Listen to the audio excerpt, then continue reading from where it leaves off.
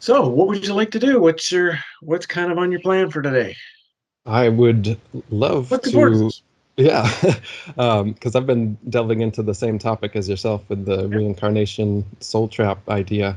Um, and what I'd like to focus on is solutions, if we could. Like, what would you say are some of the things that we should do? Because I've laid out the problem a lot in videos I've done. I think people get the idea of what we may be involved in here with this soul trap idea.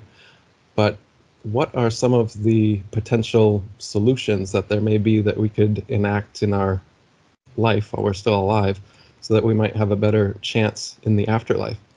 I actually came up with a few of my own, so I'll maybe start out and then you can Yeah. add in Yeah. some of your own and tell Exactly. me Why what you don't you think. do like a little intro, get us started, and then yeah, just in Great. my head where you're headed here. So yeah, start us up, and then we'll go. Yeah. Well, the way I do the podcast is like little highlight reels in and out, fading in and out of relevant stuff. So I don't usually have like an intro. People already, my channel, they already know you. They're excited to have you Oh, on. Um, so just go ahead uh, then. yeah. So with But before you start, this is just for anybody watching, of course. I just want to say, it's nice to be able to sit here with Eric, and one of the reasons is because yes, we are discussing the same subjects, and he's been kind enough to you've been kind enough to mention my name and my book in interviews that you've been doing, and that's a really important part of the process is sharing where else we get information from, who else is, and that doesn't happen very often on certainly on in videos and in YouTube. So I just wanted to acknowledge it and say thank you for having that kind of integrity with your work. Oh, appreciate it. I appreciate you. Actually, back in the day when I was first looking into this, I contacted you because I was going to buy your book and I wasn't able to, and you were kind enough to give it to me for free. And it was an excellent book, and it's been a great resource. So I recommend to anybody Exit the Cave Part 1, and I believe Part 2 is coming to completion soon. Is that right? About 30 days, yeah. Awesome. Be looking forward to Yeah. that. Um, So yeah, I first came across, I think a long time ago, Wayne Bush. He's one of the Mm. first people I think to delve into this subject. He has a great website called trickedbythelight.com, and I'd I'd seen that, but not delved too much further into it for a few years until I came across another guy called I forgot his last name, Mark from Forever Conscious Research, and he was doing Mm. similar work, and he actually started interviewing Wayne.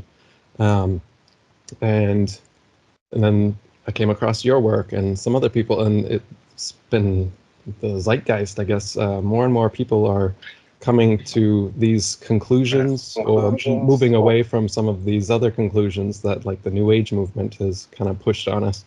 Because the more you look into things from different angles, like near-death experiences or ancient religions like Buddhism, and how what may happen after death, it seems like there's a level of manipulation and coercion, like there's they're trying to get us to come back here.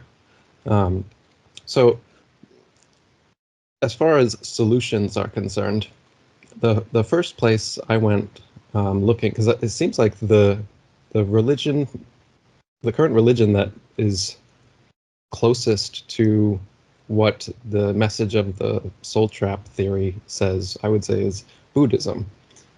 Because Buddhism has reincarnation, as well as this idea that you shouldn't be reincarnated here, and that a perfectly lived life would result in us not coming back. So just those ideas alone make Buddhism kind of have this alignment with the soul trap theory. And then when you look into what Buddhists recommend, like the Buddha himself said in the Buddha Vachana, you may declare for yourself that I'm done with hell, with the animal realm, and with the sphere of afflicted spirits, finished with the plane of misery, the bad destination, the lower world. I am a stream enterer, no longer subject to rebirth in the lower world, fixed in destiny, heading for enlightenment. In other words, all we really need is a true intention to not come back here, and that in itself is enough.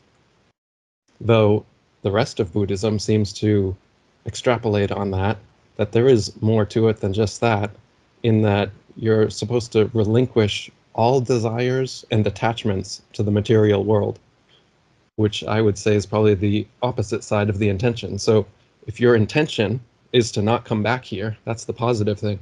The negative thing is you also have to get rid of all desires and attachments for anything that you would do in a physical body in the material world. So if you have any attachments or desires left, that would mean your intention isn't true or isn't 100%.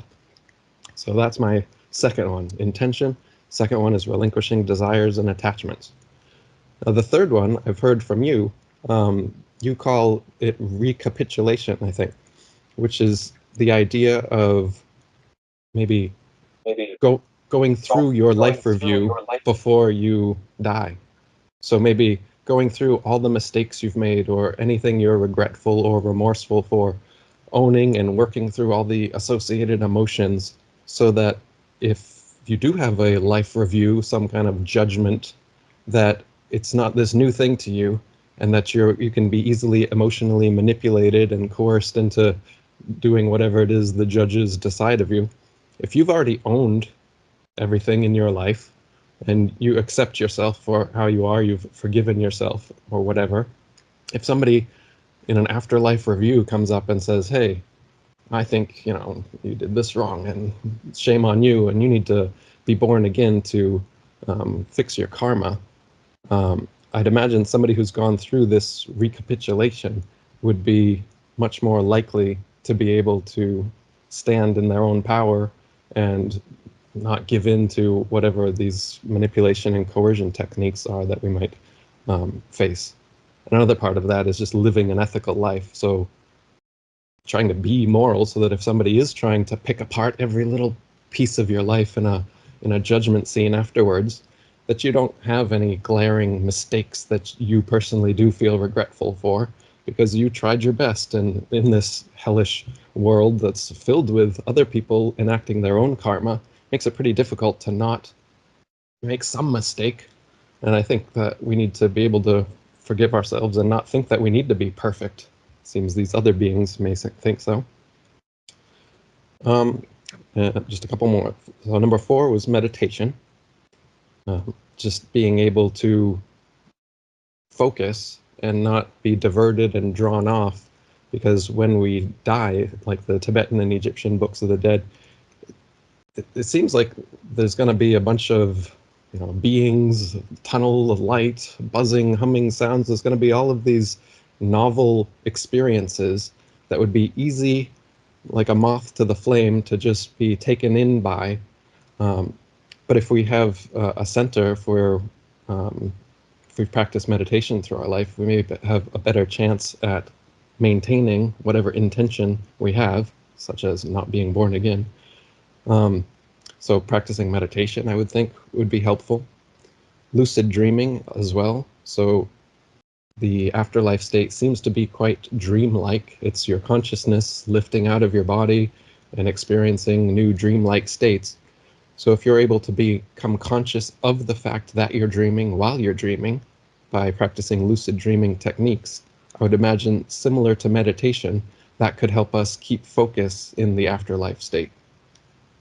And also out-of-body experiences would be number 6, similar. If we're able to experience our consciousness rising out of our body and living in the astral realm or whatever you call it, if we're able to practice that and get comfortable with it before we die, I'd imagine when we're forced out of our bodies, we'll be more able to deal with it better if we have that practice.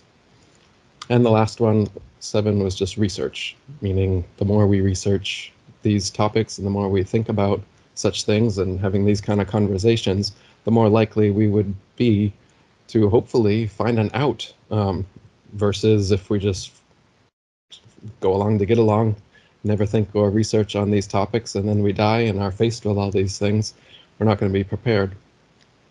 So those were some of the things that I've thought of.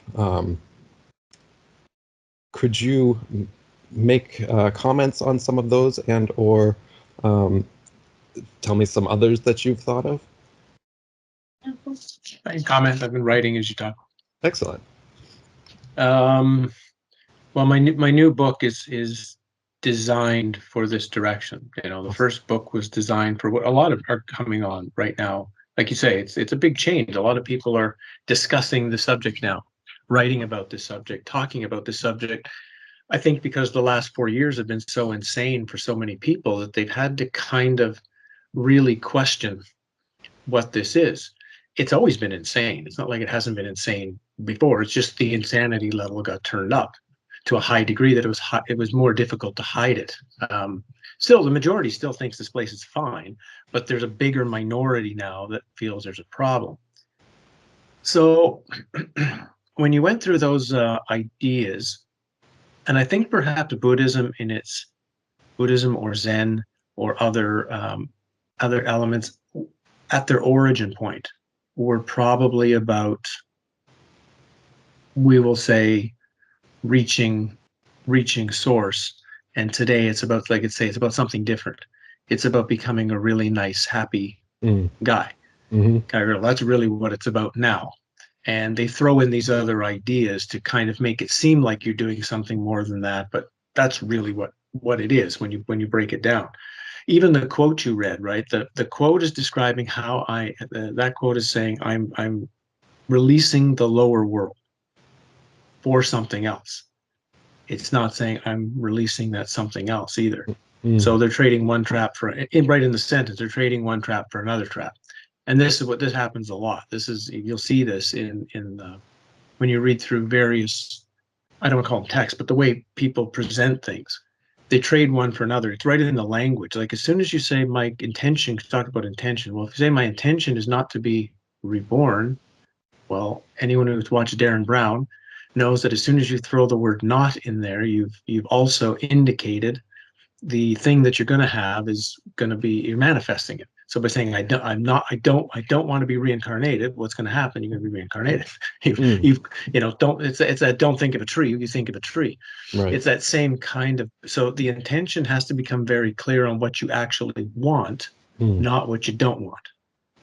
And that requires refinement in the way you put together that intention. So that's the first one, Nick. You can't just fire that off in 5 minutes. It's a process, and to do it well, it should take somebody weeks or months to really define exactly their intention.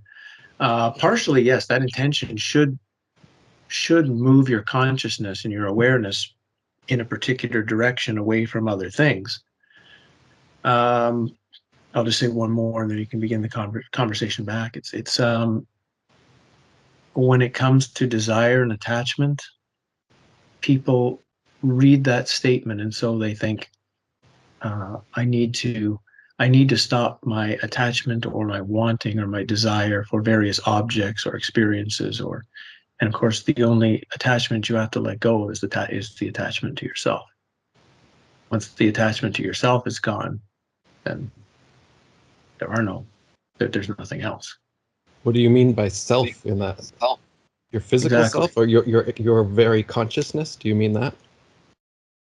That's the work. The first question would be, as soon as that comes up, is saying, well, what is myself?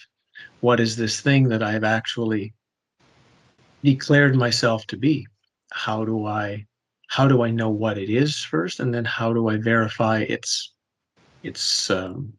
solidity, right? How do I know I'm not a character in a video game? How would the character in the video game be able to test, am I a character in a video game or am I in the real world?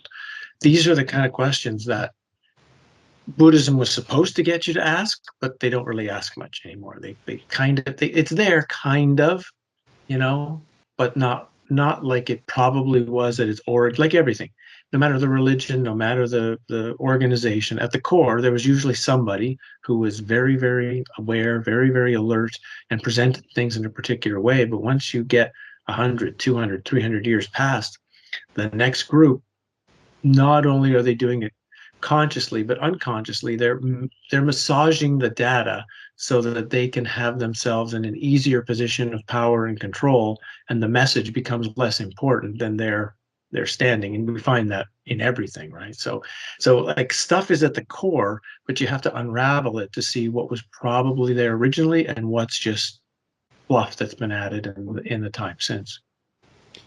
I'm thinking of somebody in a dream. So imagine if somebody was a dream character and they try to become self-aware. So the dream character sits there and thinks, who am I? Who am I really? Now, the true answer to that question would be that his selfhood has no reality because he's a dream character, and who he really is the dreamer, right? So when we dream every night, there's all these characters, situations, things are happening, environments, but the reality is that none of those characters exist. None of those environments exist. None of those situations are even really happening in the 3D space that the dream inhabits.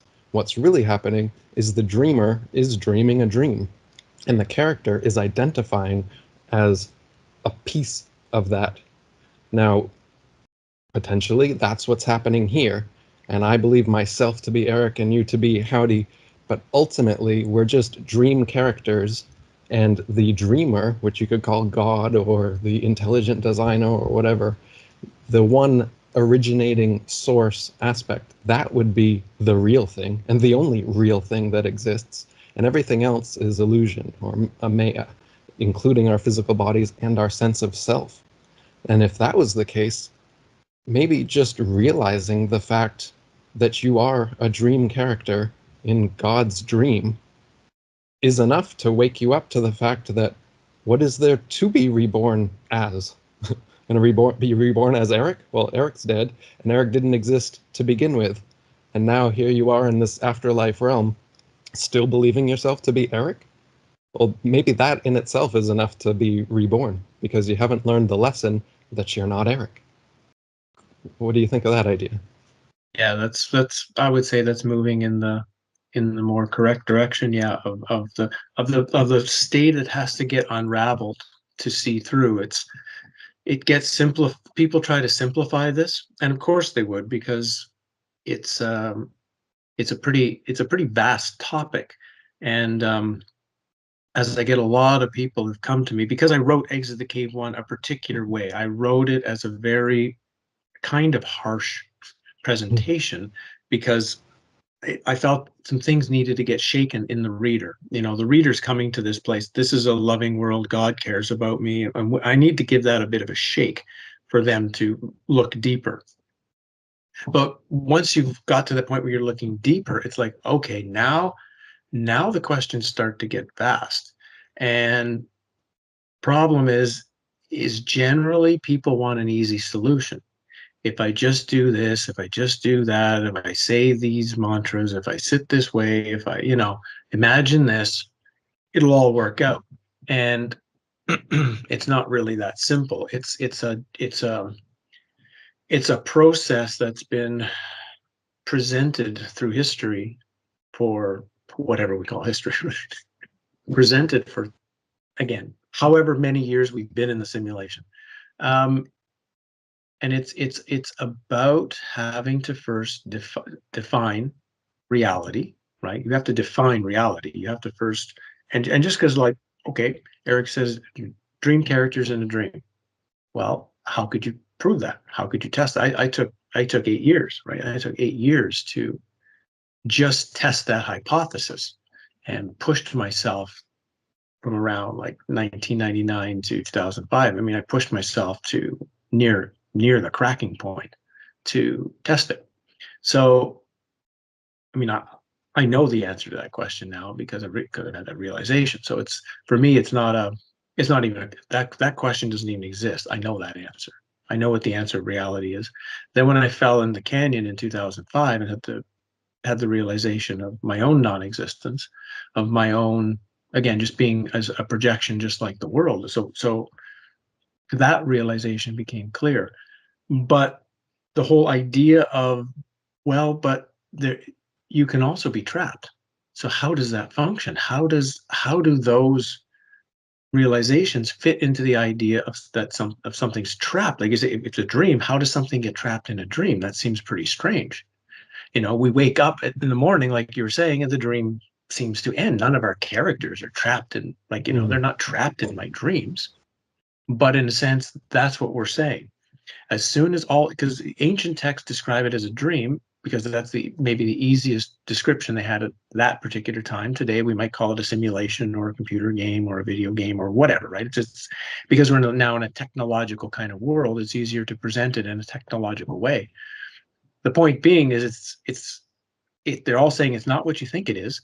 And then it's, well, how could you even get trapped, or what can get trapped? So that's literally the first part of the process, which is the next stage of the work, right? The first stage of the work is seeing we've got a problem.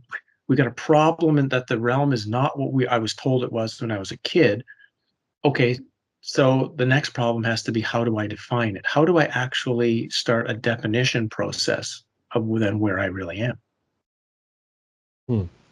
Now, what do you mean by that? What a definition process of where you really are? So if I've intuited that I'm similar to a character in a dream, and this is kind of like maybe a dream's world in God's mind. Mm-hmm. Again, I can't confirm or deny. How can you define something metaphysical when you can't even get to any evidence really for or against it to know if you're right? Exactly. So, in my case, and this is, like I say, way back now, 25 years, but I was really lucky to have a Korean monk with me and these native medicine men that I was spending time with. And they kind of knew the direction I was on. So they gave me exercises, they gave me things to do. And I was putting in 12 to 14 hours a day. Like I say, pushing myself to the wall of like nothing else was important. And I was fairly lucky because I was still working as a comedian at the time. So I really only had to work like 3 or 4 nights a week, right? That was the extent of my time I had to put in to support myself, to pay rent and buy food. So all the rest of my time was free. And I literally pumped it into, I don't know what reality is, so I'm going to test it. But I got to a certain point in the process where I realized there was a correlation between what was in my mind and what was happening outside. I mean, to the degree that I realized that the word table was appearing in my head before before the table, in a sense, could be manifested, that I was actually even making the table and the chair and everything I'm sitting on. So I got the curiosity to see what would happen then if I stopped all thought in my mind. Not to be still, not to be peaceful, but literally to see what would happen to reality. How dependent is reality on my thought? So I did like a science experiment, right? It took about 4 months before going through all these exercises until one day, literally, my mind switched off. Like, we can go into, somebody can sit still for a while and your thoughts will really go down low, but there'll still be some there. Mm. Even if it's just once in a while, I'm breathing or I'm still. I mean, literally, it was like I got to the point of zero, Mm. no thought. And at the point of no thought, reality started to dissolve. Like, it just started to go away. And I've told some of these stories before, so I'll share them here with you and your audience. Like, um, one time in the midst of this, I was at my girlfriend's house, and we were watching just television, and I just said, "Oh, your sister's coming over." What?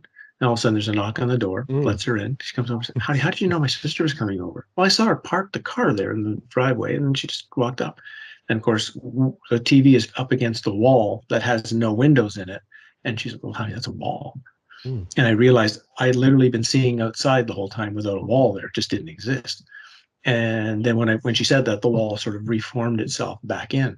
So this was my reality for quite a while. Actually, where literally things would just move in, move out, and I realized at the very least, reality is not some kind of static, solid thing. It's at least transparent, and it's more likely sort of not even there, and it's related to the whatever projections I'm firing out. Mm. Now, I didn't at that time take the next step. Well, there's also then something projecting me, that there's also thoughts of me which are not here, they're somewhere else, and they're also projecting me. So like you say, how could you go check the projector? But the suggestion generally is it's easier to test, for most people it's easier to test the world than it is to test yourself, but some can be very good at the way different ways of testing yourself. That's what recapitulation is. Recapitulation is a way of testing. It's really about testing your story. It's about looking at the life you think you've lived and going over it in such fine detail so that at the end of it you realize what I thought the story of my life was is nothing like that at all. It was completely different. So we start losing the hold and the grips on a lot of the things we believed about ourselves because they're built on the story. You know, someone says, "Hey, how come you're always upset when you see this thing?" Oh, it's because, when I was 5, remember this happened to me. Well, if now all of a sudden, well, actually that didn't happen when I was 5. So I no longer that the character no longer has to behave in certain ways built on a story that you see didn't exist. So what it's doing is it's unraveling the character right now, because you see that who I am now is built on this story. And once the story doesn't exist, similarly going through history, all of the world as it is now is built on this story of history. And once you unravel history, you start saying, well, there's no reason that reality has to, or the world has to be the way it is, because history's a lie. So why do we need the world the way it is? It's the same you're doing with yourself. It's like Mm. it's like a testing to see. It's really the recapitulation finds out why you've become the way you, or why you believe you've become who you are. And when you unravel that, then you, at least the character becomes free to kind of move in and out of the moment as they wish here. Mm. Now, I've thought of this idea of, so if you decide that you're not who you are and you're actually the dream, I'm not a dream character, I'm the dreamer. I also have this issue with that idea, in that I like who I am. I like Eric. I like my consciousness. I like, everything, my memories. I feel like in a sense, I would like to continue. And I feel like this could be an issue with the intention, because if if if my intention to not be reborn again, my real beef is Earth. I don't like this place. I don't necessarily not want to exist anymore and not be myself.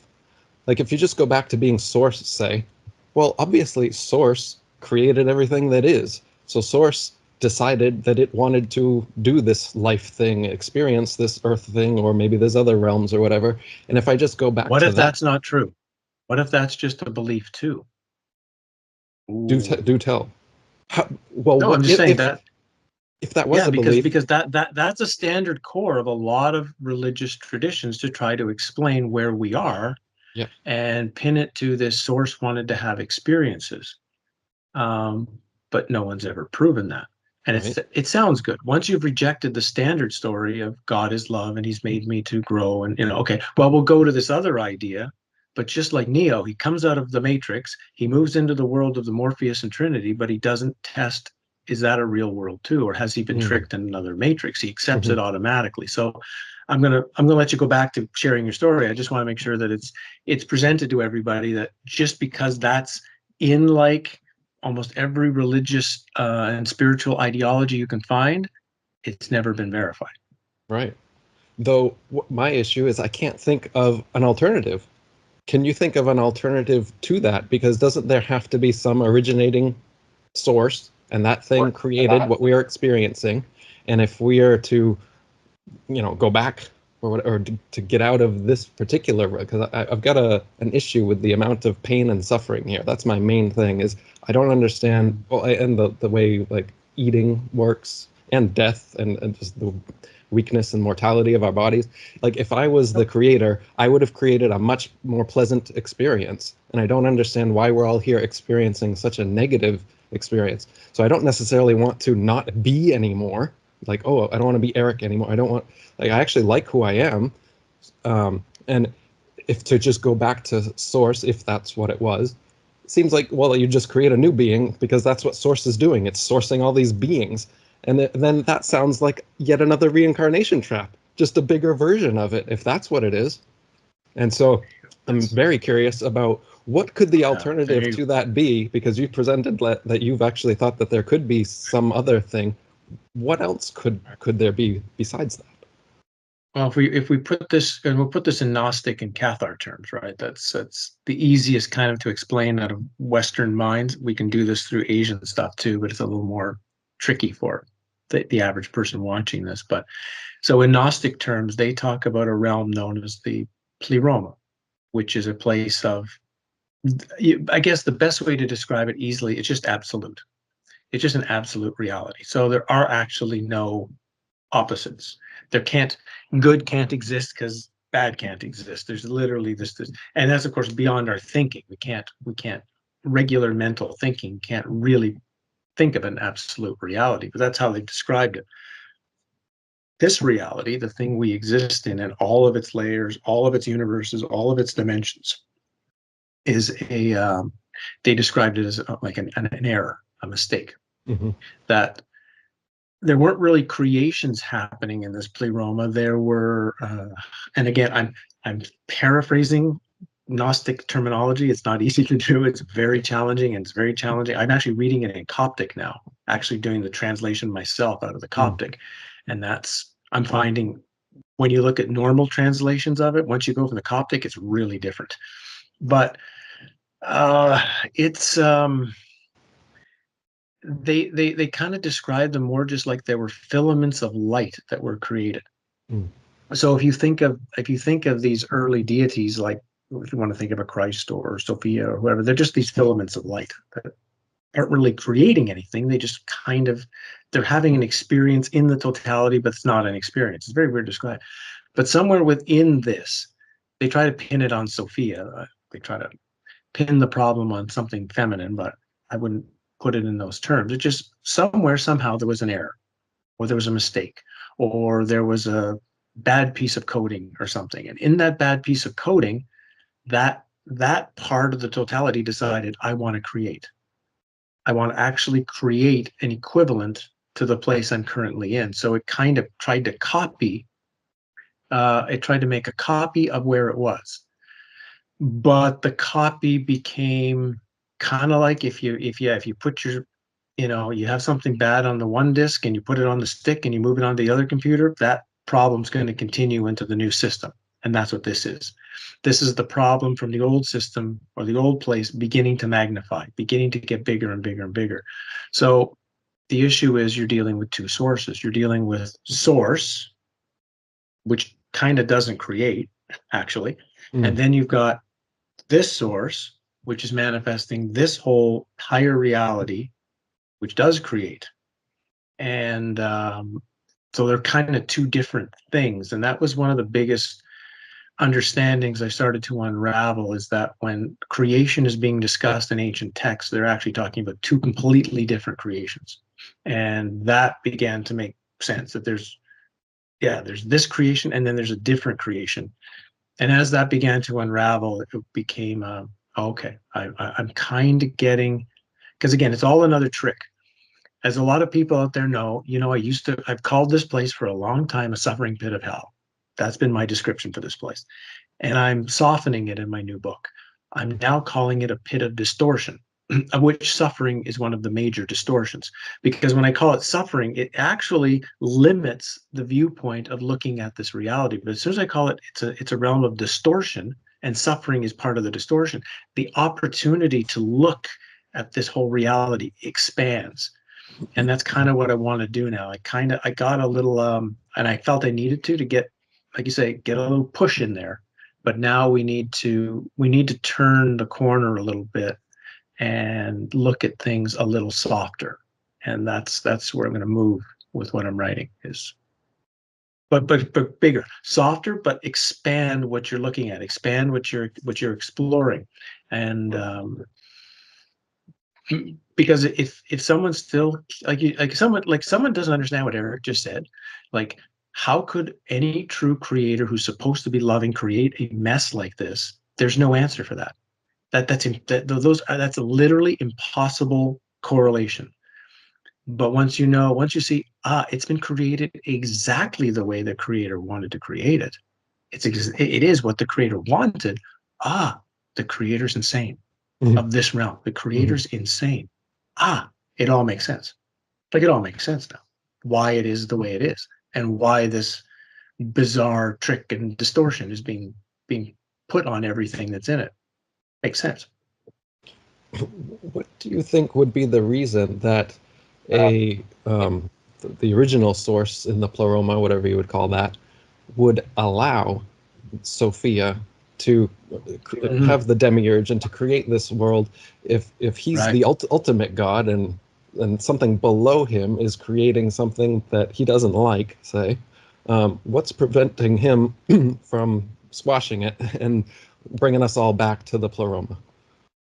My suggestion would be this totality is not really omnipotent like we like to think it is. Mm, It can't. And I'll describe it this way: when you're sitting on the couch with a brand new lover that you have, you've been with them for like 3 or 4 days. It's really early in the relationship, right? Everything they do is fantastic. It's that the moments on the couch are terrific.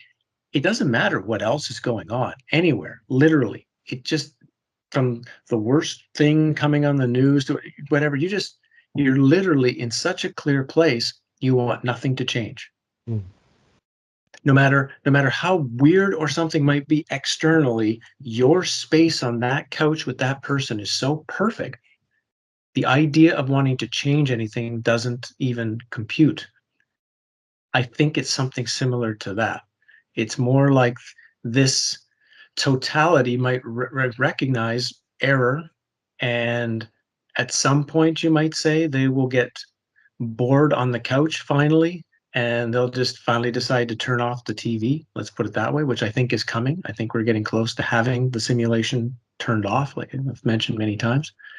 But I think it's that sense of like in such perfection, in such stillness, it doesn't, it seems insane to us being in it, but outside of it, it might just more seem like a kind of just like an annoyance or mhm, just like a minor irritation. But to those of us in it who are actually experiencing technically type of hell, um, yeah, we want out. So I think there's also a completely different viewpoint to how the perception in and the perception out. mm. So from a Gnostic perspective, then, are we trying to go back to the pleroma? Is that what ending the reincarnation soul trap looks like? And then who are we if we were to do that? Are we Right. even are on par with Sophia, for example, that can still exist in the pleroma? Or are we as created beings, a couple levels removed potentially, um, expunged upon the extinguishment of this reality? What are we if we're not part of this abomination? There's a good question. I'm going to leave. We should leave that one for the viewers so that they Mm, can have an opportunity to think about what Eric just asked. It's an extremely good question. Let's see what kind of comments we get. mm, Let's see what people say to that first. Let's kind of, because we can do this again in a couple of months and sort of catch up with where comments on a question like that led us, and so we can respond to here's what you've said, and here's how we see it from what you presented, because it's nice. I think it's nice sometimes in these things to give the viewers sometimes too an opportunity to go, good question, what would I say to that? mm. All right, let's present another one that might end up the same way. So, with the idea of a soul trap and potentially us being, let's say, the source. So, like, if I'm the character in the dream and I realize, oh, the real me is the dreamer, and then so say we die and we go through the light, and then there's the beings of light and a judge and a 15-foot tall Jesus and whatever else presents itself to us. Wouldn't all of those things also be us, just in a different form? From that expanded perspective, if I'm not Eric and you're not Howdy, and we all are technically this one originating source, which you said that, that might not be the case. But following that line of thought, if that was the case, then I would intuit that every being of light, every deceased relative or whatever that you see along the way is yet another dream character, meaning yet another piece of you that's there influencing you in some way. And if it's to come back here, then it would be you coercing and manipulating yourself to be reincarnated into a soul trap. It's like it would be our own thing. And to get out of it, you just have to realize that you are every piece coming to convince you of something else. So when the being of light says, "Oh, you're a bad boy, Eric. You have to go back to Earth to relive your karma," you're like, "Haha, you're just me in another body trying to get me to go back there. Ah, no." And then somebody else comes. And if at every angle you just see yourself trying to change your mind, but your mind won't be changed, I don't know where that leaves you. What would that end up as? Or would you be like a hungry ghost at that point because you're not accepting any of these afterlife things, and so they just, you just end up being a disembodied soul that wanders around not knowing what to do? Well, if you're going from that perspective, and that's a perspective that a lot of traditions present, and in a sense, it is a true perspective. I can't say that would be a false perspective, right? Because it's very clear that comes out a lot, this idea of unity. I'm everything, which on one side is true, on one side is false. They're two, but they're paradoxically two completely opposite things are true, and each one are paradoxically false to each other. It's very bizarre. But from that side of it, right, if that's the state of awareness that someone is in, that it's all just, okay, so if they're in a state of awareness that's all just me, let's say that's the state of awareness you're in, then the first step should be, well, then what is there I need to do? Really? What would I need to do? Because I'm just interacting more with myself. If you know yourself, you don't need to interact anymore. So that would be the question: do I actually know myself? If you didn't know yourself, then you're probably going to get curious and you're going to get drawn in. Well, this image here, this projection here, this, I need to know more. And of course, that will draw you in deeper and deeper. But from that perspective, somebody would then say, well, I don't know myself. So I'm going through more and more and more experiences with myself to know myself. That's how that side would probably answer such a question. On the other side of it, they would say that none of it is you, and so all of it is a gigantic trick, right? That from the side of nothingness, there is actually nothing. So all of it, as soon as you have anything, you're already being tricked. So it's this bizarre two-sided pathway that you kind of have to touch both sides, but never hold both sides fully as being the answer. And again, these are all my opinions, people, right? These are just theses that we're sharing from 30 years of doing this. That doesn't mean I got all the answers or I know everything or I think whatever I say must be true. These are just ideas for you to think about, right? These are just to make sure everybody is clear on that you don't just take my words and run with them and say the guy in the blue shirt knows everything. No, I don't. I like to listen to others that I think that have knowledge as well. But that's where you would start to begin, I think, your examination when you start asking the kind of questions Eric is asking. Is you're saying, okay, what if this side of the examination is true? How would that indicate, let's call it, the interaction between the me thing and the things which are me in other forms? And then paradoxically, with the other side, how would I interact with, you know, things that are not me, knowing that they're not me? So it takes some time to kind of just allow yourself to swing to both sides, to view both parts of the paradox, and sort of be in both, but not totally in one at the same time, if that makes any sense. Mm. If I'm not I'm not. all the dream characters and I'm the dreamer and I'm the source and this is all kind of emanating out from me and Eric is down here, but the ultimate Eric is the one that started all the dream and all the dream characters. If that's not what's going on, what I would love to be going on is that I, the Eric, not this source thing, but me with my current memories, emotions, thoughts, and everything, after I die, they say that you're able to move at the speed of thought and that you can feel and hear the thoughts of everyone around you. It seems like you gain these kind of superpowers, these supernatural powers, and people are quick to relinquish them by going into the light and talking to the beings of light and having a life review, and then they're back in a new body or something. But it seems like once we're out of these bodies, these are like a limiter or something. It limits our ability, some of our abilities. For example, ability of movement. Because you can just think and you're there. Now,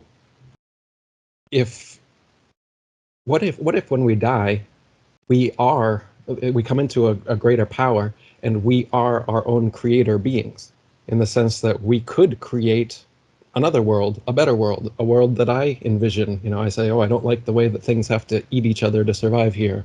I don't like that your memory seems to be erased every time you're reborn. I don't like the pain and suffering.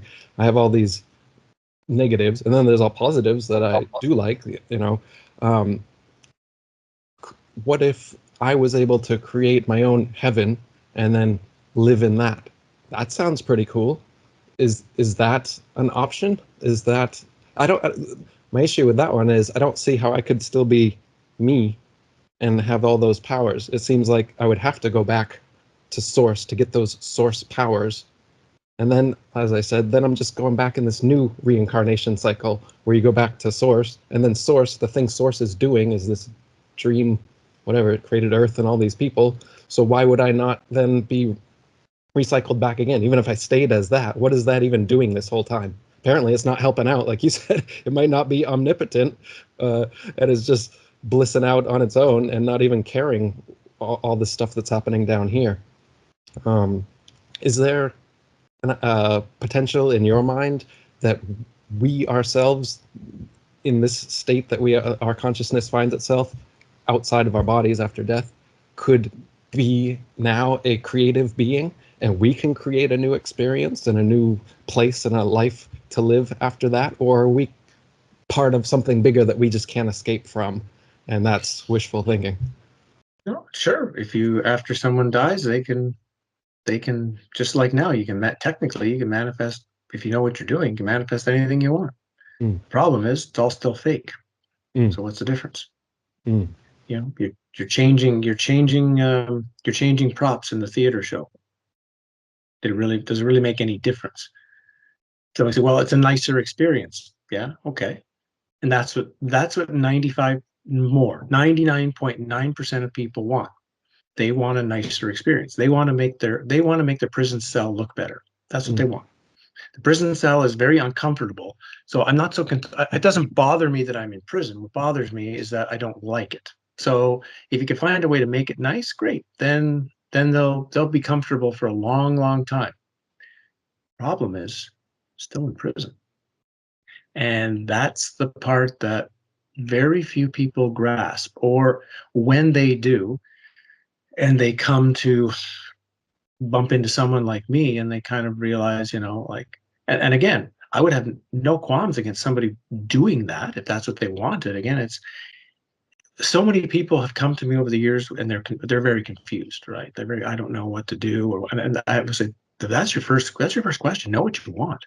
Know what you really, really want, because that's going to dictate everything you do, and it'll actually make your life easier. And well, for me, the idea of making my prison cell nicer is like just something I couldn't even possibly contemplate.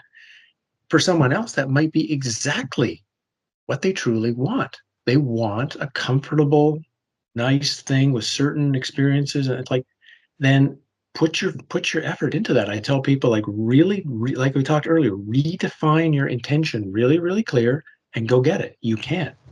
Everything is actually possible if your intention is clear, and then you walk. Like, if somebody wants to be a professional golfer, what do they have to do? When they're like 10, they got to decide, I'm going to be a golfer, and they realize, how many hours a week do I have to play? What kind of clubs do I need? What kind of teachers do I need? And then you just golf, golf, golf, golf, golf, read, golf, read, golf, golf. That's what you do. And if you have enough talent and you can put it together, it'll happen for you. But it's the literally, they weren't saying, I'm going to be a golfer and I'm going to be a mathematician and I'm going to be a stock car thing and I'm going to be a fireman. No, that's it. And that's what it is for just about anything. It's the intention that's your first clue as to where you're going to go. And in as those who are very good in the astral realm, who are very good at out of body, know, when you're in that state, you don't really have to work hard. You think it, manifests. Like, it's quick. It's like in a dream. You think it, you manifest it.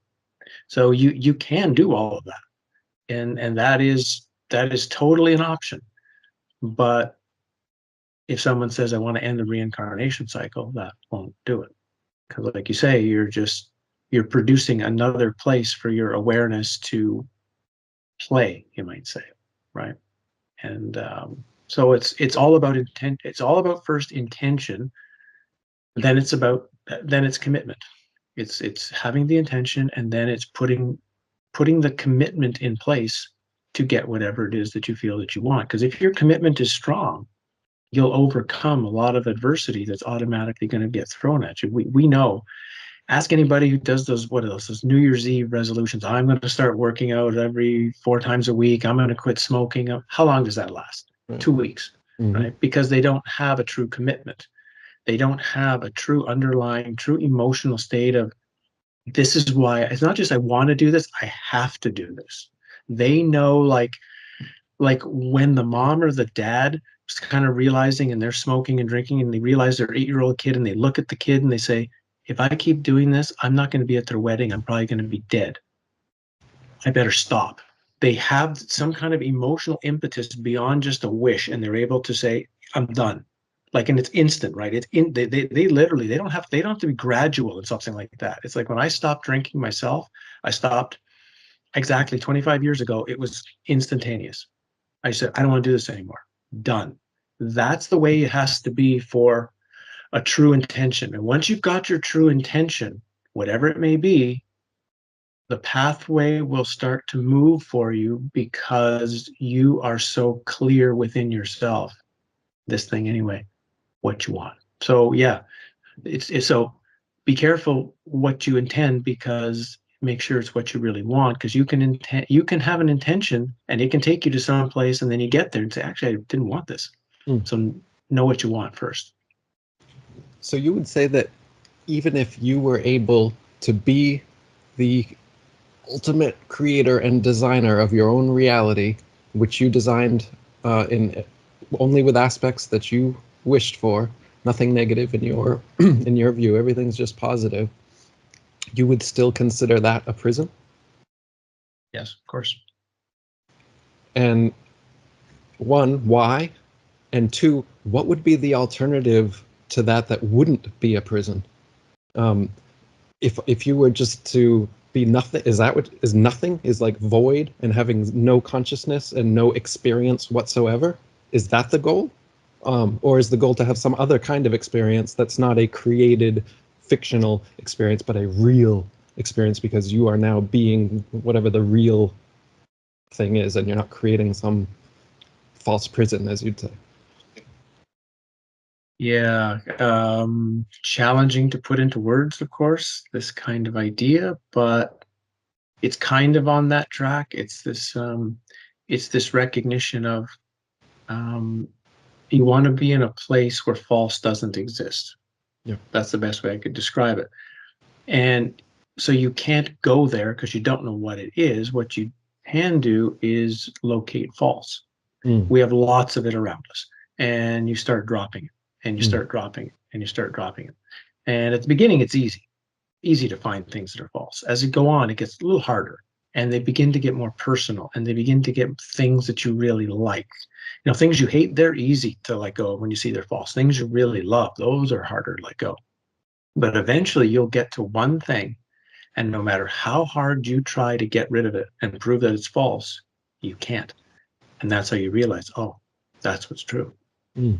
And what's so bizarre when that happens is that it's never what you think it is. Well, we'll always have this idea of, oh, if I ever find the truth, it's going to look like this. It's going to have a particular package. It's going to, and usually people expect, trumpets will blow and angels will appear or whatever. There's always some sort of something that people have. And the ones that I trust the most that have reached this actual total state, that's what they always put in their sharing, is that I never would have guessed it is what it is. And that's kind of how they know it had to be true, because they couldn't have wished for it. They didn't even know that was that what they found was a possibility. Because if you, that would be the other challenge. If you found, and I hate using the word ultimate truth, but let's call it that just for the conversation. If you find something that's ultimate truth and it's exactly what you thought it would be, now you always have this problem of, how do I know that's ultimate truth and not a really wished for manifestation that I made for myself? So it's always better that the end result is totally unexpected, because then well, I couldn't have wished for this. So this has to be it. So that's, the path is literally removing false. Just so people think the pathway is going forward, that yes, you do have an intention, yes, you have it, but the intention isn't the goal. The intention is the pathway that you're going to walk, but the real pathway is backwards, in a sense, away from yourself, removing more and more and more until you might say you bump into what's true. It's kind of like by accident, boom, oh, this is what it is. So everybody's going this direction. They're trying to go forward into something, and the actual answer is going backward into a surprise. Wow. So if you say you found yourself on your deathbed, rising out of your body, tunnel of light beings, would your process And then I'd be getting reincarnated, because you've already gone too far at that point. That's what the Tibetan Book of the Dead basically says. Like you get this point right after death to accept the clear light, which I assume is like your consciousness or something. And then if you don't get it at that point, it's like you just fall into deeper and deeper states of delusion, which will give you worse and worse reincarnations. So that you resonate with that. Eric has just given you a very important clue, people. I hope you just heard that. Right. Now, that doesn't mean, because the Tibetan Book of the Dead continued, it didn't just stop at that point. It didn't just say, because that's what technically Dzogchen Buddhism is doing. Dzogchen Buddhism is trying to teach the student now how to be in this clear light state, you might say constantly, so that when you die, it's automatic. You're in this clear light and you begin your process, right? It's instant. But if for whatever reason that doesn't happen, now you got a lot of work to do. And by doing certain things now, you can avoid a massive amount of work in the after death state. It doesn't mean you couldn't liberate yourself at that point in time, but like the Tibetan Book of the Dead then goes on for a very long period of time, it's a lot of work. So answering your question, if I was in that place where you described me, I'd be like, I got a little work now. That I missed the doorway, so better get working. And so it's useful to prepare yourself for the possibility of this whole long potential after death work state. But the preferred choice would be, you've done what you have to do now, so that it's a pretty quick transition. Yeah. I wonder, with the transition, if you have relinquished all material desires and attachments and wanting to be a creator, like I said, or whatever, and what you really are focusing on is what you've said, which is negating all falsehoods, and that's your work. Seems like Mm. you would need to do that before you die if you're to be in that state, in that pivotal moment that we're talking about. So does all of this actually have to be done now while we're living? And it's not really like something that we have to, oh, now it's go time when you're dead. You gotta do it. No, go time is this whole life, and this is your opportunity Right. to not be reborn. Is what you do now. Yeah, there you go. There's the comment. That's why a lot of people have asked me, if this is such a bad place, why don't we just kill ourselves? And I try to remind you, suicide is not going to help you because all it's going to do is propel you.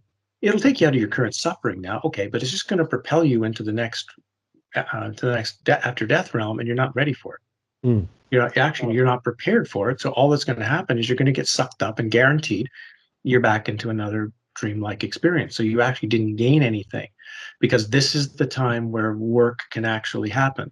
Mm. It's the bizarre thing. The material body is the heaviest of the bodies. It's the most painful of the bodies. It's the most difficult to be in. But strangely, it offers the most possibility for, because of that, figuring out truths and letting go of false.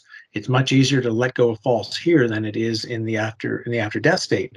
So yeah, this is when the work happens. So that's so I've told some of these people, I'm sure so many, like many people are suffering. Like, okay, I've had trauma, I've had difficulty in my life, but compared to some of the people that I know or been in contact with, I mean, I'm like 4 out of 10 life compared to them being like 8 or 9 out of 10, like, just living a very difficult, messy, horror-filled life. And I have huge empathy for those who've had to live through it. But it's even through all of that difficulty and the seeing of the potential seeing that's given you, what's one more thing you can do now to prepare yourself? If you're saying, I don't want to have to do this again, I don't want to take the chance I may have to do this again, then your time to make that happen is now, and not waiting for some time in the future. It's like it's now. Do it. You can do your work. So give yourself, like, literally every extra day you get. Like, someone says, "Are you happy to be alive?" Well, not really, but I'm glad to still be here from the standpoint of finish the work I have to do, and maybe share a little bit with someone else that it might be of value to them, that at some point, and that what I've shared and what we've talked about and what I've written has some value. Beyond that, no, like, it's not like I get much enjoyment out of this place, because I know the deception that everything is. So because I know it's a constant series of, it's like being in a game show, and the whole game show is just, and the game show is figuring out the game show. You don't even know what it is, right? It's not even like you start day one and they explain the rules to you, and here's how you go, and here's how you be the winning contestant. Well, they don't tell you any of that. They just throw you in the game, and you have to actually figure out the game before you can even figure out what you're doing. It's such a bizarre reality we've been thrust in, and so few people want to think about it.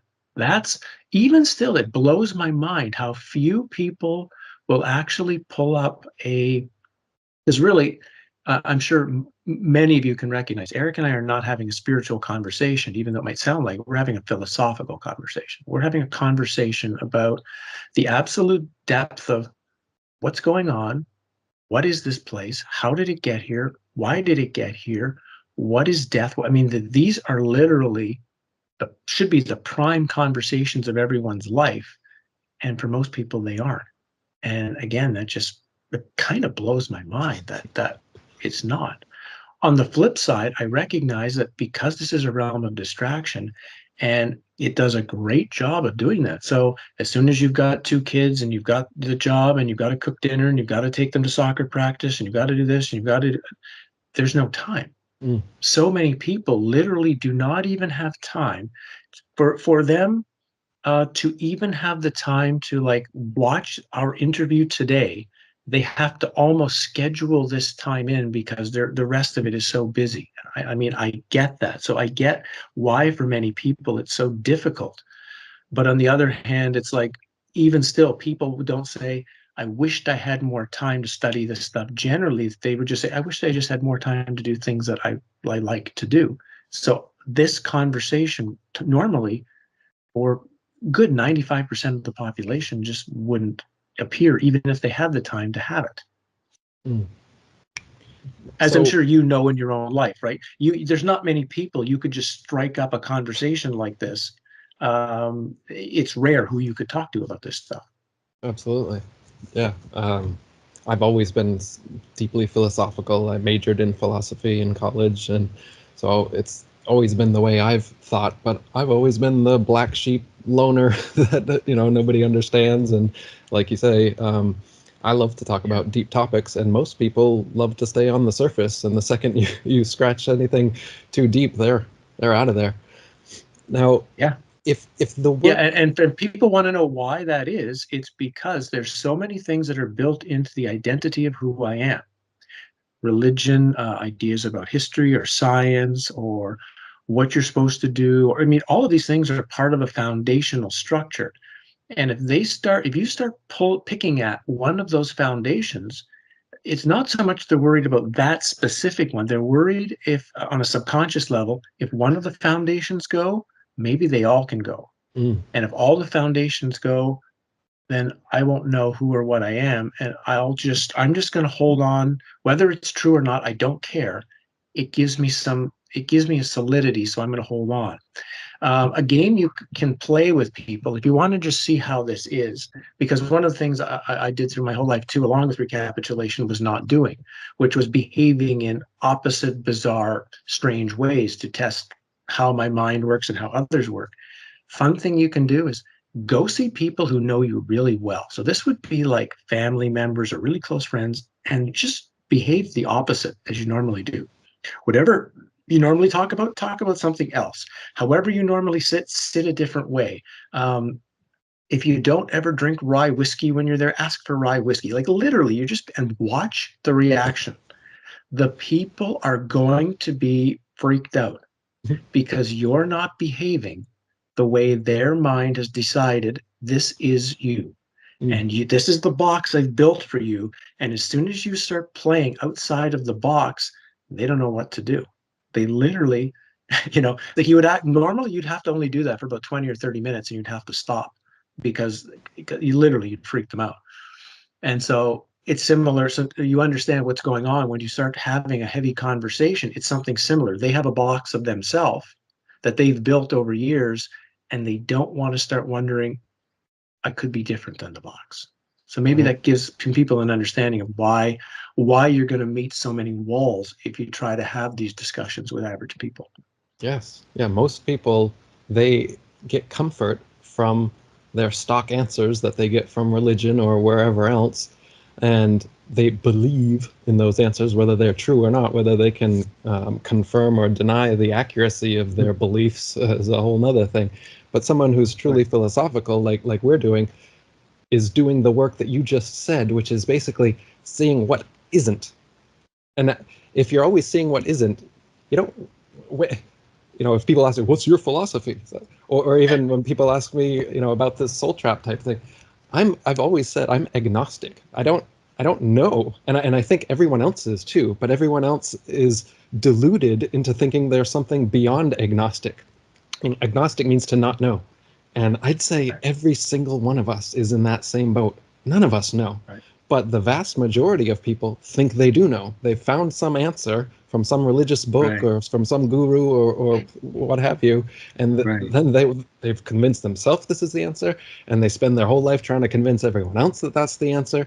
And if they come Right. across someone philosophical who is all about breaking down those walls and questioning and finding things that don't work in your belief, yeah, you're going to run away. That's not going to be a comfortable conversation. That does away with the whole reason that you had that belief, which is it gave your life some kind of structure. Like you said, that box, it's comforting to live inside the box rather than outside in this jumble of mystery and confounding confusion that we actually find. That's what everyone actually is in.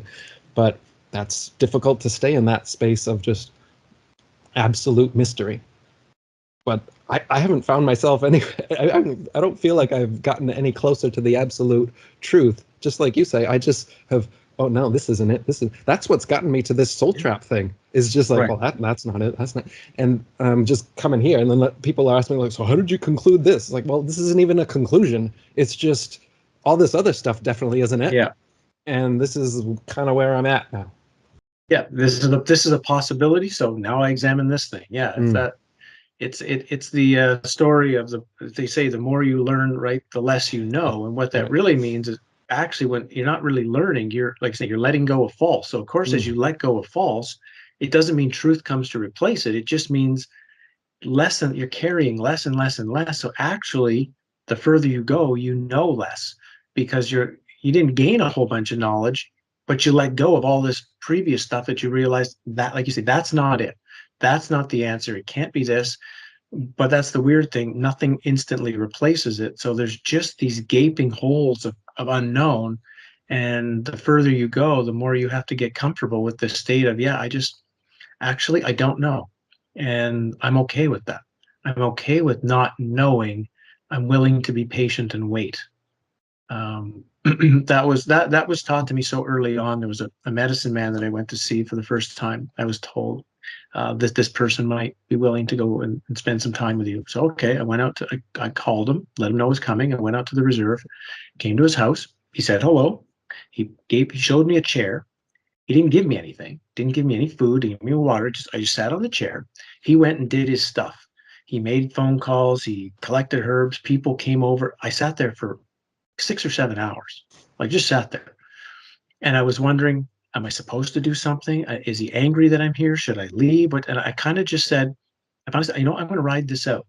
If it takes like 4 days, I'm just going to ride this out until he acknowledges one way or another, get the hell out of my house. Or I just Mhm. sat there. Mm. And late in the afternoon, he finally just looked at me and said, okay, come back tomorrow at 10 o'clock. Mm. He was testing me. He was Mm. testing me. Could I just be patient? Could I wait? Did I need to have something happen immediately? And from their tradition, from the native tradition, that's very important that you have to give time to what they would call the spirits, right? Whatever that really means, but you have to give them time to bring the knowledge to you. It might not be now, and you have to be patient. And that's it's a powerful tool to be comfortable that in this way we're talking here, I can be in this state of not knowing, and it's okay. I'll be patient. Knowing may appear tomorrow or next week or next month or whatever. No, I'll wait. Now, you said that uh, like the work kind of needs to be done while we're alive because at the moment of death, if you don't, receive the clear light in that moment, then it's just gonna go downhill from there. Would you say that the main work that we should be doing is what you call recapitulation?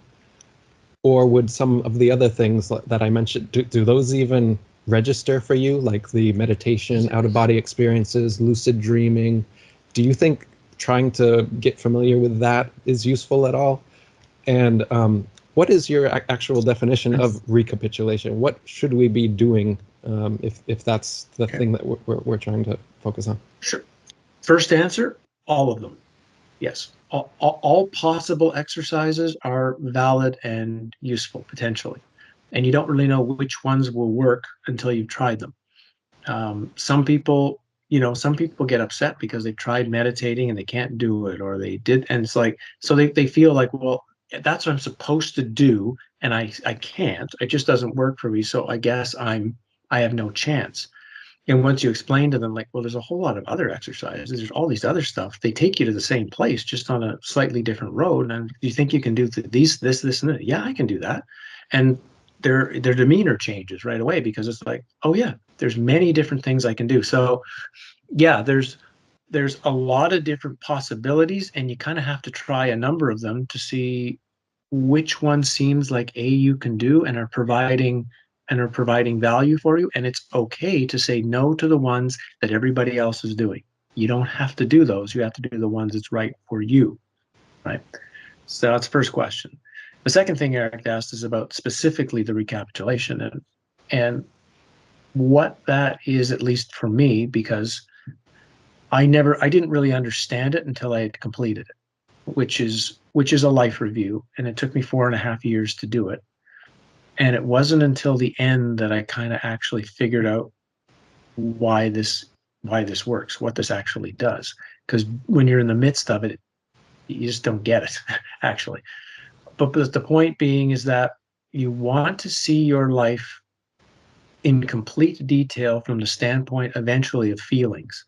We have a package of our life based on psychological memories. That's normally how we relate to our past, as opposed to what were we feeling? What was the emotion? That tends to get hidden. So that's one thing you're wanting to unlock in the course of the recapitulation, is finding the feeling as opposed to just a psychological ramification of it. The second thing you're doing is you're watching for the incredible repetitive patterns of life. Because that was something that just blew my mind when I started doing it, is how many like days, weeks, months, years were literally just, it was like it's the same thing just played out again and again and again and again like a record. It was staggering to see and shocking to see the unbelievable repetitiveness that was my life. That's another thing that the recapitulation is revealing. At the deepest core, again, like I said earlier, it's getting you to ask, well, who am I supposed to be now if I no longer can believe the story of my past? The easiest way for anyone to start, if someone says, I'm interested in trying this, if you want to see the complete detail, I actually have on my website, there's literally like an 8-page document of, here's at least how I did my recapitulation to the course of my life. So you can go there and read it. But step one, simplest thing to do, is start writing out a list of everybody you've ever met in your life. Like literally everybody. Maybe not like the guy who gave you the French fries at McDonald's when you were 12, but if you had any kind of potential conversation with somebody, at least, they should go on the list. That should take you a month or 2 months to actually put that together, just to comb through your life, all of these people that you interacted with, that you had, some sort of conversation with. And this would include animals that you've known. I mean, not just people, right? It's like literally the interactions of your life. Just doing that alone, that 2 or 3 months, is a type of recapitulation, because so many things will start to come up. And what you're looking for in the even in this point of the recapitulation, is memories to come up that you have forgotten. That's one of the big things, is these things that will appear that it's like, how did I ever, this was so important. How did I forget this? Why did I forget this? And that's a big part of the recapitulation, is unlocking all of these pieces of your past that our mind has compartmentalized. We still have access to them. It's just they put them in a locked door, and our subconscious knows they're there, but we have no conscious memory of them. So recapitulation is eventually pulling up the stuff that's opening all the locked doors. And that's your first step. That's literally your first step. And then if somebody wants to go further and actually do the process, it's like I say, I listed it there because it's just something that was so helpful for me. So I'm happy to share that with others. But like I say, even to just make a list of everyone you met will take you longer than you think it will. Yeah, I'd imagine so. And then to go back and try and think of everything that you've done, and are you specifically trying to look at negative events? Does it matter, all the positive events? Are you supposed to look at those as well? Everything. Literally everything. With the idea being that at the beginning, for a long time, you're going to be looking at the events like almost like you're watching a movie. So it's like you'll be here, and then you'll be in the movie, and you're watching the conversation at the restaurant and the waiter. You'll see it that way. It makes a change at some point in the practice, and it might take quite a while, when all of a sudden you're now in the scene, in it. You're not watching it anymore. It's like literally you're in the chair again. You're looking out. It's like literally you're reliving it in your physical body one more time. So now the emotions, because while you're still watching it, you're still separate from the emotions. Once you're reliving it from inside of it, everything can be felt and noticed again. And it's just, yeah, it's it's incredible to see how much we missed when it was going on. There's a Yeah. similar practice in Reiki where they go through every year of their life, starting from 1, 2, 3, and you're supposed to try to remember anything that you can remember or anything that you know about that period of your life, and then to relive it in a sense.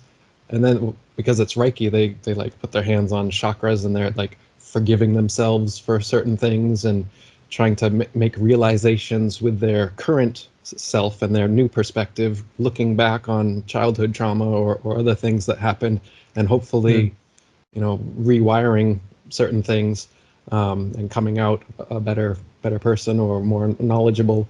But your version, and that would be to help your psychology to deal with childhood trauma so that you become a happier person. Your version of recapitulation isn't trying to be a psychologically more positive person. Is the purpose to not be deluded after death by these life review people? Is that the main part? What is the main purpose of your version of this? Yeah, some might use it for that. I've said that's a possibility of why somebody could choose to do it, but I can only speak for how it worked for me, right? I first bumped into these teachings through early Carlos Castaneda books, and I read them and thought this sounds interesting. I'm going to do it. And then when I talked to some of my native teachers, then they kind of refined it, kind of they do things, but in a quite different way. That was one of the great things I had, because when I had read Carlos Castaneda stuff, and I knew it was not true. Let's say it's him or other people or whoever wrote these books putting ideas into a story.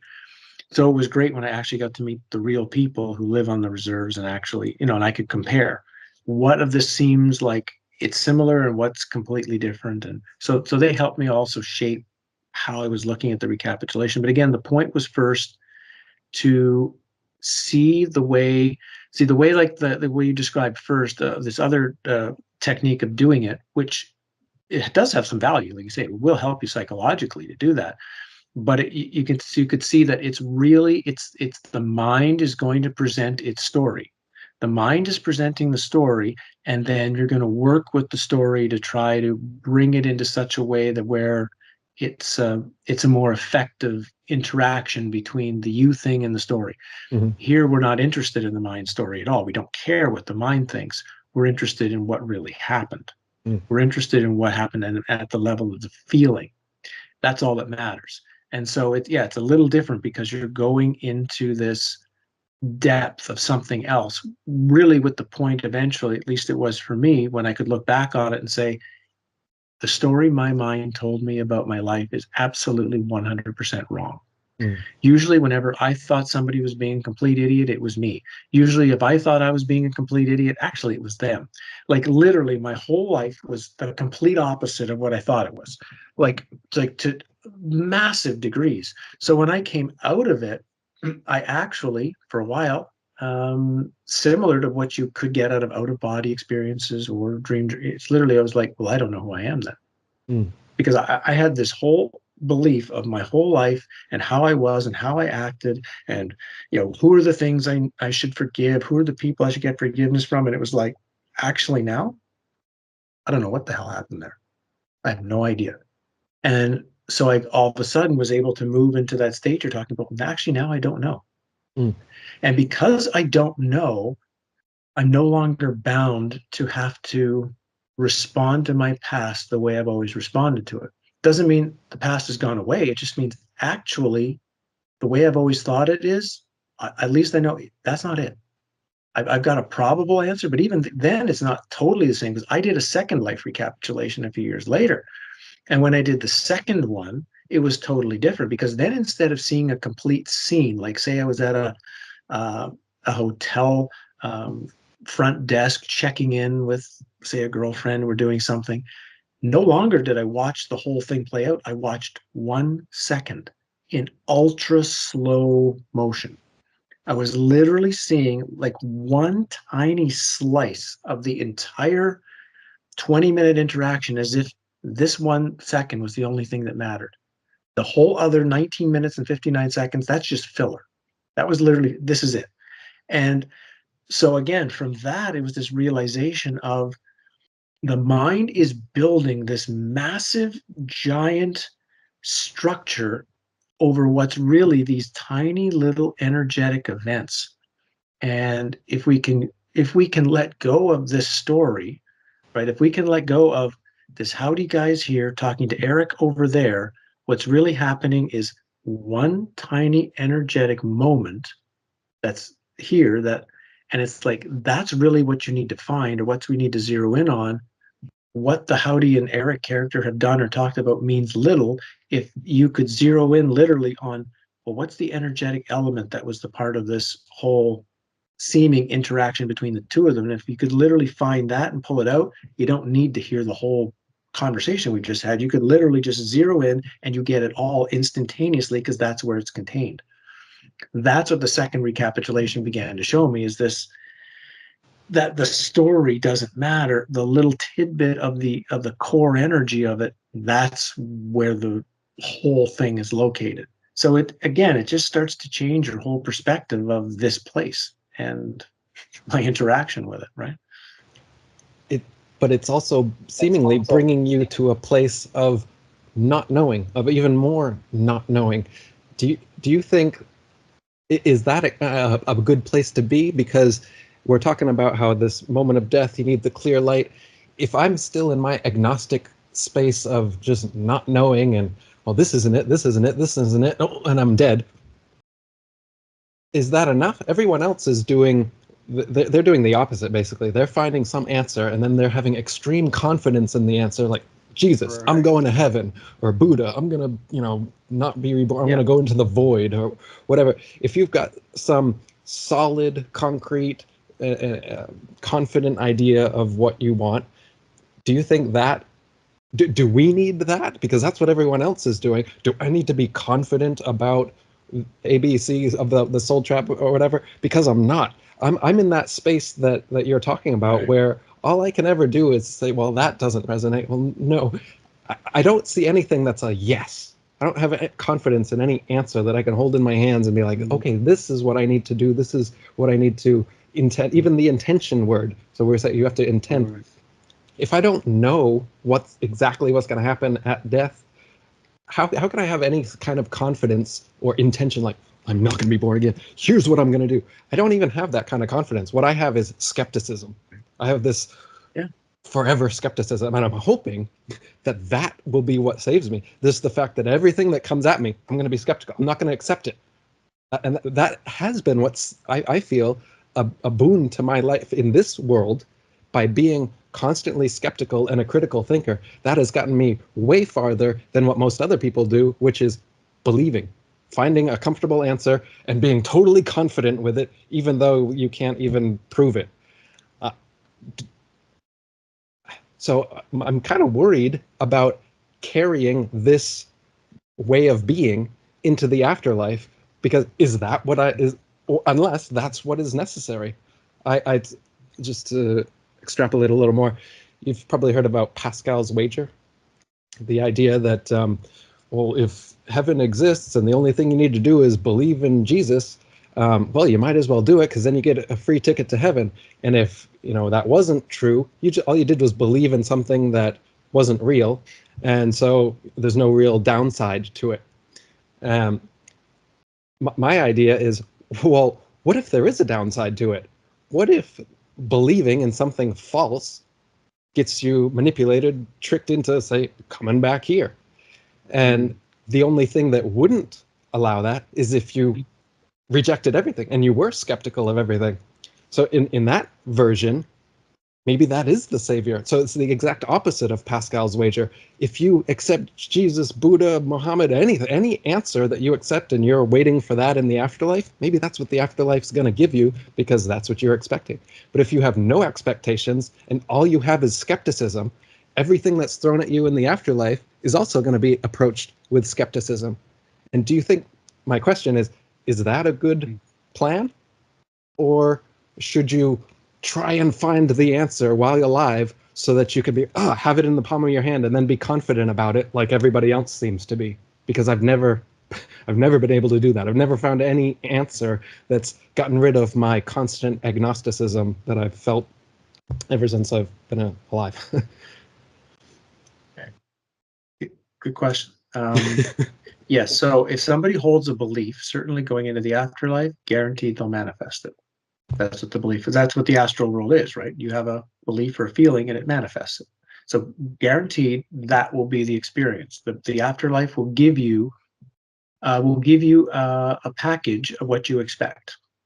So if someone believes in any of these religious characters, that's what they're going to get. If somebody doesn't believe in that and they love dead grandma and whatever, well, they'll probably get dead grandma. If somebody really loved the New York Yankees, they'll wind up with front row seats at Yankee games for the rest of their eternity. Like whatever, they'll get something like that until it's time to bring you back here, right?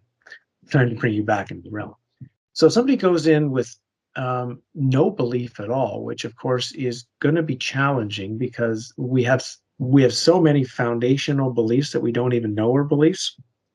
So, but generally, then somebody might at least be able to, in that circumstance, they're going to at least remain in a state of kind of stillness because they're gonna question right away, why should I trust this? Why should I trust this? Why should I trust you? Why should I go? So at least they're going to be still. They're not going to be pulled into any belief structure, but they would still be they'd still be right. You're still in the matrix, so you're still in it. So at some point there would have to be an attempt to, even in the still place, even of rejecting all of that, to at least come up with this deeper understanding, which comes from when all the false drops, right? When it's revealed. I can share this little tiny thing for people, which there's a clue in it, and that's I'd done some work with somebody, and we created a stillness together. Like literally, it was just 15 minutes, right, of just nothing. And they finally just because I kind of looked at them, wondering, well, do you have a question? And he just looked at me and said, I don't have questions. They just, and he said, I've never in my life ever had a point where I didn't have a question. And I kind of said, yeah, there's where you're headed. So to even wonder, what should I do next? You're kind of already going to get pulled into it. So there is a pathway and a place, I think, where you're going into this potential transition state. Still, that would be the thing, going in still. But if you're definitely going in with a belief, guaranteed 100% you're going to get it. If someone's expecting the karmic committee and the life review, they're going to get it. If someone's expecting hell and demons, they're going to get it.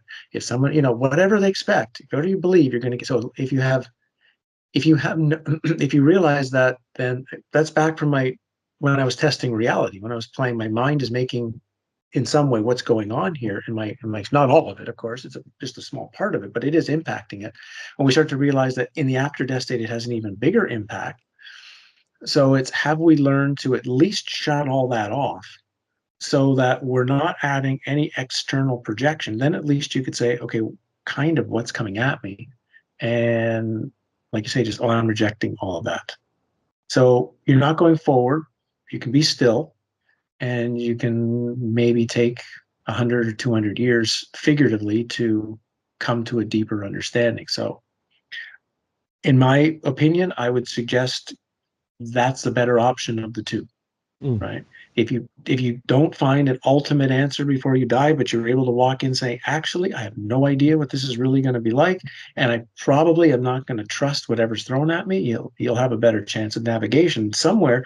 That's what the Tibetan Book of the Dead is doing, right? The Tibetan Book of the Dead, and the Egyptian one too, if you know how to translate it, it's sort of in its own way saying, here's all the stuff that's going to get thrown at you, and you just can't believe it. Like you can't be drawn to it either from out of want, which is one side, temptation, desire, or fear, because the same thing. If you fear something, you are going to get drawn to it as well. You're solidifying the object, right? Whether you fear it or you desire it. So when there's none of those present, there's just your awareness and this object thing, this projection thing. Like, okay, kind of, so what? It's I have that a lot now in my life, my day-to-day life with everything. And it's very strange for people to be around me because they're they'll bring up a subject or a topic or something that's going on around us or whatever. Don't you have an opinion on that? Well, no, actually, just so what? And that's the part they can't get past that. They can't get past that. But but can't you see the meaning or the problem or the whatever or the something that needs to be fixed? And I'm like, no, actually, I think that's the way it is. And especially when it's something difficult, my first response, well, this is a realm of distortion and suffering. That's how it's built. So don't be surprised wherever you go, you find suffering. Mm-hmm.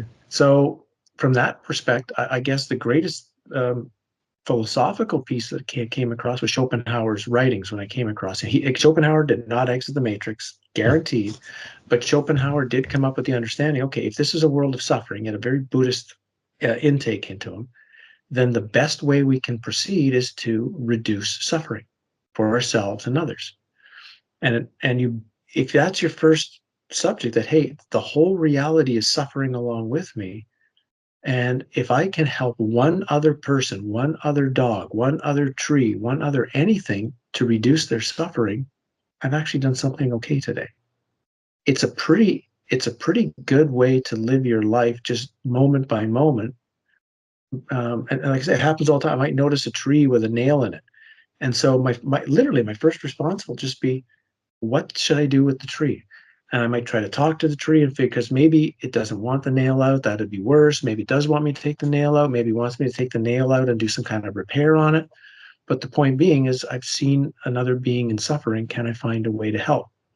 I think that's from that perspective, what Schopenhauer presented is a brilliant indication, and very Buddhist, right? Very Buddhist, but not coming from compassion, not like poor you and happy me. That's compassion. This is from empathy. It's from, I can feel your pain. I can feel your suffering in this world of suffering. We're in it together.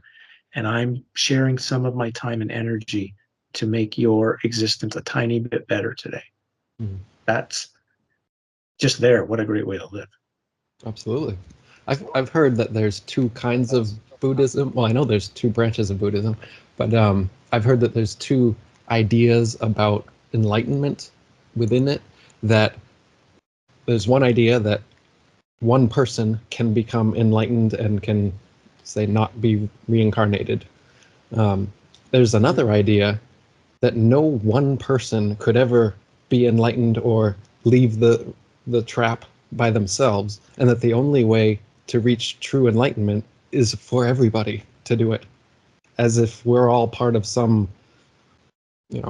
one consciousness or whatever, and for one of us to be like, ooh, I'm enlightened. Well, you can't be, because you're part of this whole thing that's unenlightened, and the idea that you could be apart from it all by yourself enlightened is another falsehood. I'm not sure where I heard. Yeah, I'm not sure where I heard that idea. Both are true. Yeah, interesting. Both parts of that are true. And when somebody is able to actually understand why because like you say, they sound opposite to each other. But when you see how both of them are actually true at the same time, it would be like, one of those moments like, oh, of course. It's paradoxical truth. Another one. The paradox. So many of these things are really, that I've come to see now, they're really paradoxical. And that's part of the trap. The part of the trap is saying that only one side of an equation can be true. The one side is true, one side is false. So you're always fighting which is the true side, which is the false side. And when you can start being, wait a minute, I think both sides are true. Oh boy. The matrix doesn't like when you start figuring that out, because duality starts to break down, because duality is all about splitting. This is this side and this is this side. And, it's very obvious. And when you start saying, no, actually, it's one coin and it's just two sides of the same coin and it's just two different faces, holy smokes. Then it's like, then there's this still point that can kind of bizarrely without mind wrap those the paradoxes start to wrap together. It's kind of what a koan is supposed to do in Zen. It's supposed to create an experience like that through these thinking of these stupid questions. But people, the koan is supposed to be a very short period of time. Like you're really just supposed to do it for a little while to get your mind thinking on something else, to then bring it to like a real paradox that's important. Like it doesn't really matter about the tree falling in the forest, right? It's designed to get you thinking in a different way. But then people spend 20 years thinking about it, and you're like, yeah, okay, you worked on your koan, but did you like figure out this paradox that Eric and I are talking about? Well, no. Well, what did you accomplish then? The tree falling in the forest, does it make a sound if no one's there to hear it? I've thought like language and number seems to obscure us from the one reality, in the sense of there's no two people, no two trees, no two rocks, no two anything that are exactly alike. But we use language to label things. Oh, that's a tree. This is a tree. That's not a tree. And then there's variations: a pine tree, spruce tree, different types. But even none of the variations are exactly alike. So no two pine trees are alike. So at the ultimate reality, there is no two. There's not even any second thing. When we try to label a human, a tree, a rock, and then oh, here's another instance of rock. Here's another instance of rock. But none of them are the same. What does that label even mean? And wouldn't the ultimate label then be the one thing, which is everything, all of us together? You know, the rock, the tree, the people, everything. That would be the only one thing that exists. The big wow in the now, but you can't even talk about it. You know, we couldn't exist in that state. I can barely explain what I'm talking about in language, but if that's the ultimate reality, we're just obscured from that constantly. Every time we open our eyes, think a thought, because it's all happening in language. We're you know, the pillow, there's another pillow, but they're two different pillows, but I'm using the same word to describe two completely different things. I feel like this entire reality is a paradox in that sense, that you can never get to the underpinning of it, because we're part of the pie. We're a little slice of it, trying to look at the whole thing. We're already baked into it. Yeah, my friend Norio Kushi always likes to say that the matrix is built on language. That language is the building block of this place. So it was back to, without realizing it, when I was stopping thought in order to stop language in my head, that's why the matrix began to stop, because without language, without words, particularly internal dialogue, the place has a difficult time existing. Now, I don't want people to then think you're creating your whole reality, so you're responsible for everything. If something happened to you, it's your fault or something like that. No, we just like a hologram. You project out one laser beam. You might say the reality itself puts out a second laser beam, and then the two laser beams meet, and we have the experience. So we're just projecting part of reality. We're not projecting the whole of reality. And that's an important thing to get across, because the reality wants to get you to think it's your fault. But reality is built on guilt. Whatever's happened, it's your fault. Like literally, it doesn't matter what it is, anywhere in the world. You know, an earthquake happens in Japan tomorrow, and somehow the reality wants it. Yeah, and it's your fault that it happened. You had this thought or this whatever. Remember 5 years ago, and literally, it's always trying, and it's just not. It's just not. We are literally just manifesting certain beliefs and ideas and experiences into an already built video game.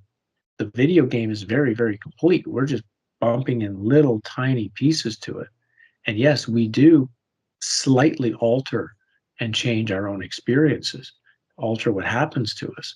But we're not projecting, you might say, the reality itself. Reality is doing that on its own. So it's something to remind people that these ideas of it's your fault, it's all your fault, you should feel guilty, or oh, it's because of a past life, you know, you were a really bad person, so that's why you deserve what happens to you now. Again, any truly loving God would say, even if even if you did do something pretty bad, a real loving God would say, how can we find a way through kindness to teach this individual a different way of being, a different way of existing, so that they will be joyfully want to go out and, if you get a dog that's been abused, if you bring the dog in your house and start beating it with a stick, it's just going to stay an abused dog. You bring the abused dog in and start treating it with kindness and helping it and making it feel safe, within a few months, it becomes a wonderful dog again. So our reality is built trying to do the opposite, right? It's trying to like continually beat us over the head and tell us it's our fault. And when the shift begins to happen, oh, actually, that's how it's been built here. That's how this place has been constructed.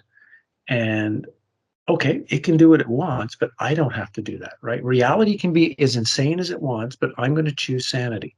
I'm going to find what sanity means for me, and I'm going to walk that path of personal sanity, kindness, empathy, all of those kinds of things, honesty, integrity. And that's how I'm personally going to walk. And reality can do what it wants. And it's not up to me what happens there. I can only be responsible then for this thing, and I can choose to not be sucked into that thing. Right. And that's another kind of how I've started maneuvering through this part of the matrix, which is just saying, I'm just choosing sanity, and that's it. Figure out sanity and just be that. Now, say you're in the afterlife realm and they're presenting you with a life review and they're discussing things with you. Would you say the version of sanity or the version of, knowing yourself? So if you can interact with them skeptically and argue with them, say, or you could just not even deal with them, I would imagine, if you don't, because there's nothing that somebody in a life review is going to say to me that's going to make me go, oh, you're right. Because of my karma, I need to come back here and do this whole thing again. Wipe my memory, please. I know that's not going to happen. I wouldn't let that happen. I'd argue, to no end. I'd spend my whole afterlife time arguing with them. The problem would be is if you had not done a complete life recapitulation, and if you didn't know every moment of your life, and then in this life review, and you're interacting with them, and the beings say, but when you were 4 years old, this, and they're showing it to you on a giant screen, and you're watching it happen, and that's your sister, and they're like, you forgot. And if you did not have a complete life review behind you, you would have to say, maybe they're right, because I have gaps in my memory. So that's one of the reasons for having a full life recapitulation, is there would be no gaps. Nothing could be presented then that you could possibly fall for. My question, though, would be, should we be there with them and defending ourselves, or should we, the second they try to present us with a whole life review and a judgment scene, should we just be like, no, I'm not doing this, and try to just get out of it? Right. Maybe this would be a good question to end with. So we end our conversation here, because it's getting, I always find, I don't know about you, but I find that after I hit about an hour and 10 minutes, I just start to get really, my mind gets sleepy. Absolutely. There's a time the words don't we'll come as end easily. with this one. This is, again, just an opinion, because like all this stuff, I don't know for sure. I don't know. I'm grateful for the people that have shared all their near-death experiences, and I mean, they're huge now, right? Like, you go to some of these channels that are shipped, they get like 800,000 views for a near-death experience, right? So that's also really big right now. People want knowledge about the after-death experience if they can. So it's also interesting that that's coming up. But again, and I fully, how would I explain this? I fully believe the experience they're sharing. I don't think anybody's making anything up generally. Some do, most aren't. They're being very honest and sharing, but no one ever asks, was I tricked? They always take the experience at absolute face value, and it's always positive and wonderful. It's almost nobody has any questions about it when they come back. So we'll leave that out there as an overview. But yeah, the question would be, if somebody's in that position in the afterlife, And if you have found your power, if you have found your true power, the true, the true essence of your being, then why would there be any need to interact with anything? Because your power, in a sense, is greater. The power of you is greater than the matrix, if you know that. So as long as you know that, it would just be, yeah, what's the point of this? Right. None.